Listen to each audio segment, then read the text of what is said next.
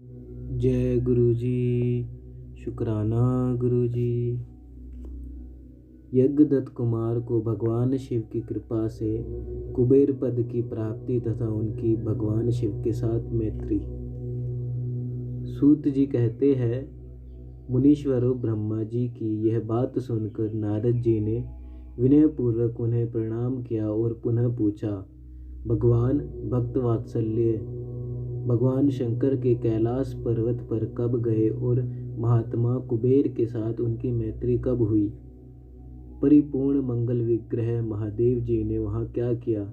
यह सब मुझे बताइए। इसे सुनने के लिए मेरे मन में बड़ा कौतूहल है। ब्रह्मा जी ने कहा, नारद सुनो, चंद्रमौली भगवान शंकर के चरित्र का वर्णन करता हूँ। वे कैसे कैलाश पर्वत पर गए और कुबेर की उनके साथ किस प्रकार मैत्री हुई, यह सब सुनो। काम्पिल्य नगर में यज्ञदत्त नाम से प्रसिद्ध एक ब्राह्मण रहते थे, जो बड़े सदाचारी थे। उनके एक पुत्र हुआ जिसका नाम गणनिधि था। वह बड़ा ही दुराचारी और जुआरी हो गया था। पिता ने अपने उस पुत्र को त्याग दिया। वह घर से निकल गया और कई दिनों तक भूखा भटकता रहा। एक दिन वह नैवेद्य चुराने की इच्छा से एक शिव मंदिर में गया। वहां उसने अपने वस्त्र को जलाकर उजाला किया, यह मानो उसके द्वारा भगवान शिव के लिए दीपदान किया गया। तत्पश्चात वह चोरी में पकड़ा गया और उसे प्रणदंड मिला। अपने कुकर्म के कारण वह यमदूतों द्वारा बांधा गया। इतने में ही भगवान शंकर के पार्षद वहां आ पहुंचे और उन्होंने उसे उनके बंधन से छुड़ा दिया। शिवगणों के संग से उसका हृदय शुद्ध हो गया था, अतः वह उन्हीं के साथ तत्काल शिवलोक में चला गया। वहां सारे दिव्य भोगों का उपभोग तथा उमा महेश्वर का सेवन करके कालांतर में वह कलिंगराज अरिंदम का पुत्र हुआ। वहां उसका नाम था दम। वह निरंतर भगवान शिव की सेवा में लगा रहता था। बालक होने पर भी वह दूसरे बालकों के साथ शिव का भजन किया करता था। वह क्रमशः युवावस्था को प्राप्त हुआ और पिता के परलोक गमन के पश्चात राज सिंहासन पर बैठा। राजा दम बड़ी प्रसन्नता के साथ सब और शिव धर्म का प्रचार करने लगा। भूपाल दम का दमन करना दूसरों के लिए सर्वथा कठिन था। ब्राह्मण समस्त शिवालयों में दीपदान करने के अतिरिक्त वे दूसरे किसी धर्म को नहीं जानते थे। उन्होंने अपने राज्य में रहने वाले समस्त ग्रामाध्यक्षों को बुलाकर यह आज्ञा दे दी कि शिव मंदिर में दीपदान करना सबके लिए अनिवार्य होगा। जिस जिस ग्रामाध्यक्ष के गांव के पास जितने शिवालय हों, वहाँ बिना कोई विचार किए सदा दीप जलाना चाहिए। आजीवन इसी धर्म का पालन करने के कारण राजा दम ने बहुत बड़ी धर्म संपत्ति का संचय कर लिया। फिर वे काल धर्म के अधीन हो गए। दीपदान की वासना से युक्त होने के कारण उन्होंने शिवालयों में बहुत से दीप जलवाए और उसके फलस्वरूप जन्मांतर में वे रत्नमय दीपों की प्रभा के आश्रय हो अलकापुरी के स्वामी हुए। इस प्रकार भगवान शिव के लिए किया हुआ थोड़ा सा भी पूजन या आराधन समय अनुसार महान फल देता है। ऐसा जानकर उत्तम सुख की इच्छा रखने वाले लोगों को शिव का भजन अवश्य करना चाहिए। वह दीक्षित का पुत्र जो सदा सब प्रकार के अधर्मों में ही रचा पचा रहता था, देव योग से शिवालय में धन चुराने के लिए गया और उसने सर्वथावश अपने कपड़े को दीपक की बत्ती बनाकर उसके प्रकाश से शिवलिंग के ऊपर का अंधेरा दूर कर दिया। इस सत्कर्म के फलस्वरूप वह कलिंग देश का राजा हुआ और धर्म में उसका अनुराग हो गया। फिर दीप की वासना का उदय होने से शिवालयों में दीप जलवाकर उसने यह दिक्पाल का पद पा लिया। मुनीश्वर देखो तो सही, कहाँ उसका वह कर्म और कहाँ यह दिक्पाल की पदवी, जिसका यह मनवर्धमा प्राणी इस समय यहाँ उपभोग कर रहा है। तात यह तो उसके ऊपर शिव के संतुष्ट होने की बात बताई गई। अब एक चित होकर यह सुनो कि किस प्रकार सदा के लिए उसकी भगवान शिव के साथ मित्रता हो गई। मैं इस प्रसंग का तुमसे वर्णन करता हूँ। नारद, पहले के पाशकल्प की बात है। मुझ ब्रह्मा के मानस पुत्र पुलस्त्य से विश्वास का जन्म हुआ और विश्वास के पुत्र श्रवण कुबेर हुए। उन्होंने पूर्व काल में अत्यंत उर्ग तपस्या के द्वारा त्रिनेत्रधारी महादेव की आराधना करके विश्वकर्मा की बनाई हुई उस अलकापुरी का उपभोग किया। जब वह कल्प व्यतीत हो गया और मेघ वाहन कल्प आरंभ हुआ, उस समय वह यज्ञदत्त का पुत्र जो प्रकाश का दान करने वाला था, कुबेर के रूप में अत्यंत दुस्सह तपस्या करने लगा।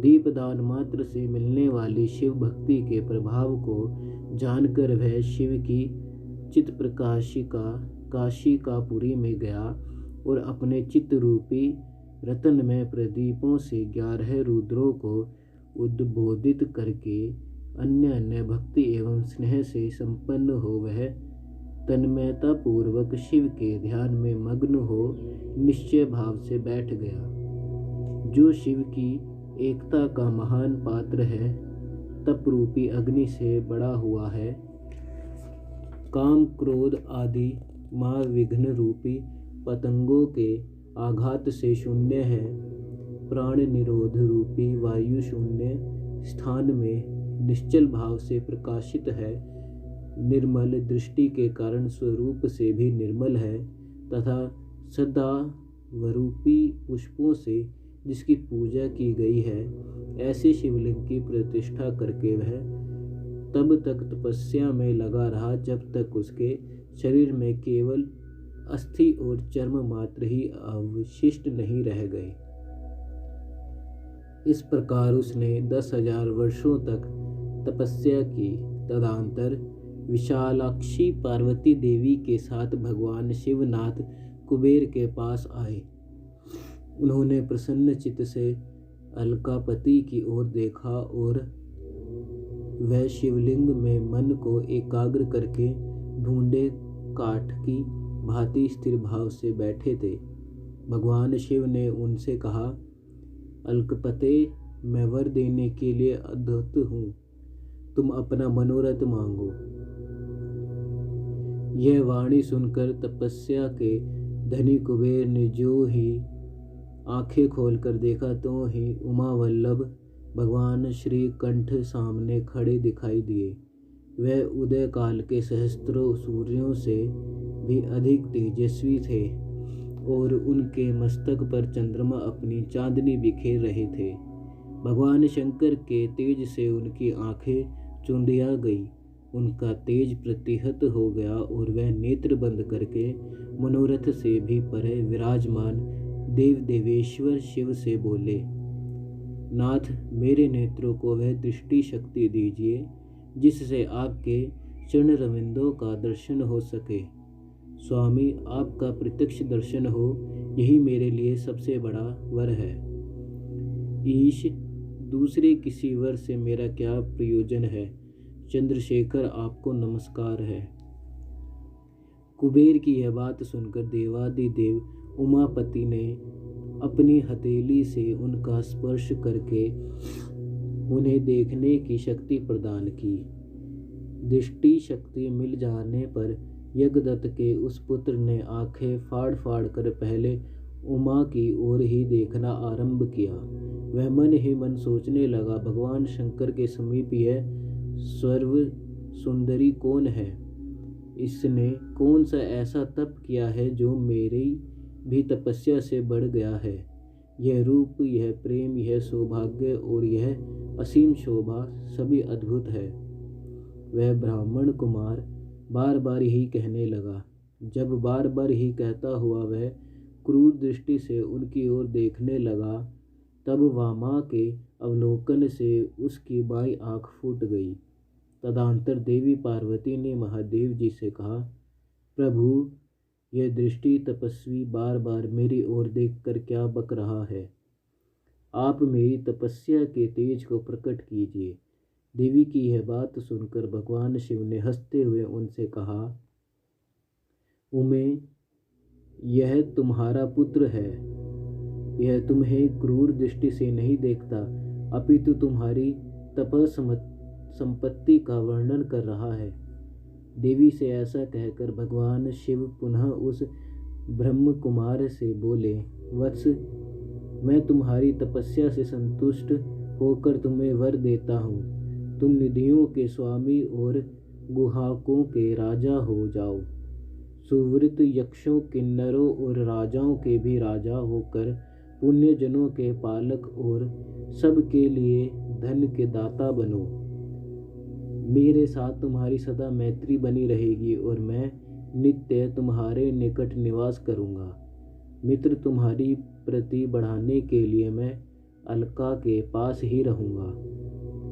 आओ इन उमा देवी के चरणों में साष्टांग प्रणाम करो, क्योंकि यह तुम्हारी माता है। महाभक्त यज्ञदत्त कुमार, तुम अत्यंत प्रसन्न चित्त से इनके चरणों में गिर जाओ। ब्रह्मा जी कहते हैं, नारद इस प्रकार वर देकर भगवान शिव ने पार्वती देवी से फिर कहा, देवेश्वरी, इस पर कृपा करो। तपस्विनी, यह तुम्हारा पुत्र है। भगवान शंकर का यह कथन सुनकर जगदम्बा पार्वती ने प्रसन्नचित्त हो यज्ञदत्त कुमार से कहा, वत्स, भगवान शिव में तुम्हारी सदा निर्मल भक्ति बनी रहे। तुम्हारी बाईं आंख तो फूट ही गई, इसलिए एक ही पिंगल नेत्र से यक्त रहो। महादेव जी ने जो वर दिया है वह सब उसी रूप में तुम्हें सुलभ हो। बेटा, मेरे रूप के प्रति ईर्ष्या करने के कारण तुम कुबेर नाम से प्रसिद्ध होगे। इस प्रकार कुबेर को वर देकर भगवान महेश्वर पार्वती देवी के साथ अपने विश्वेश्वर धाम में चले गए। इस तरह कुबेर ने भगवान शंकर की मैत्री प्राप्त की और अलकापुरी के पास जो कैलाश पर्वत है वह भगवान शंकर का निवास हो गया।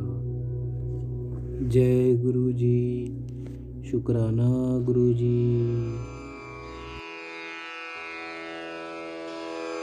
जय गुरु जी की। अब हम मंत्र जाप करेंगे।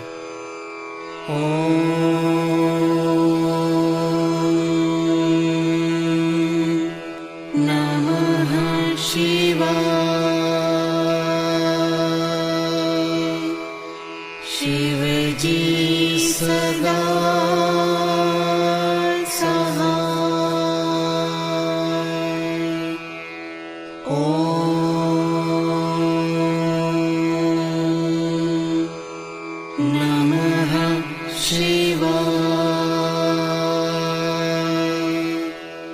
गुरुजी सदा सहाय।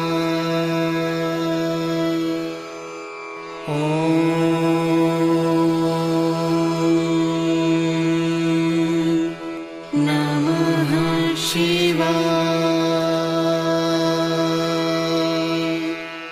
शिवजी सदा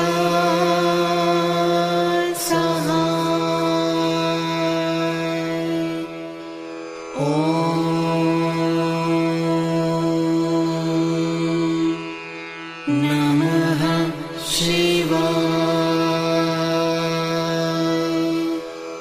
गुरुजी सदा सहाय।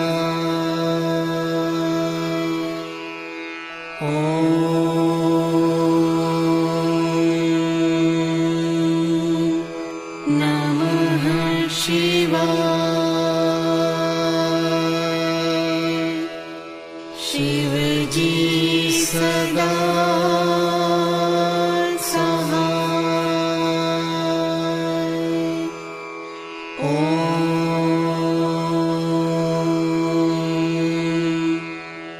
नमः शिवाय।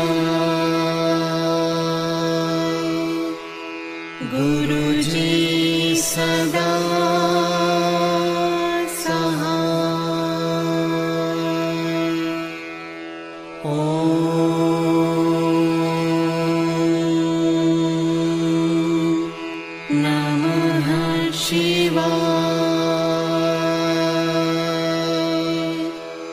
शिवजी सदा सहाय। ॐ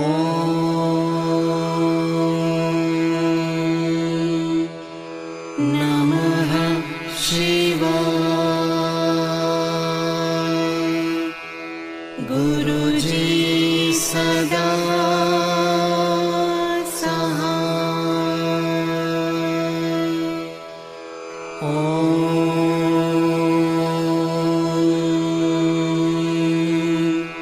नमः शिवाय।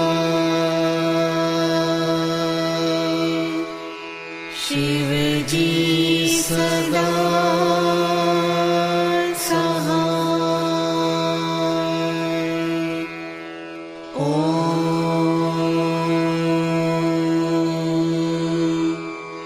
नमः शिवाय।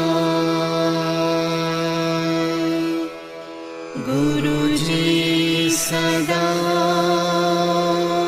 सहाय। ॐ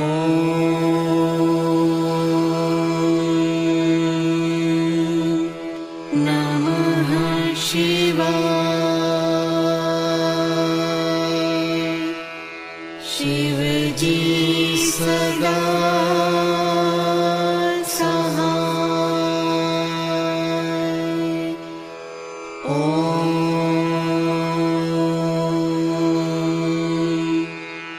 नमः शिवाय। गुरुजी सदा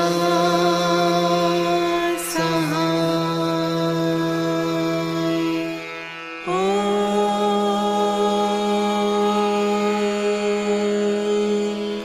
नमः शिवाय। शिवजी सदा सहाय। ॐ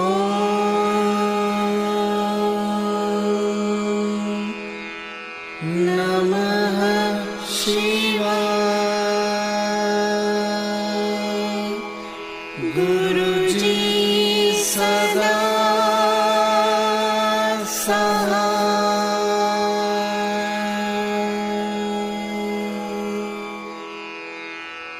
जय गुरु जी की।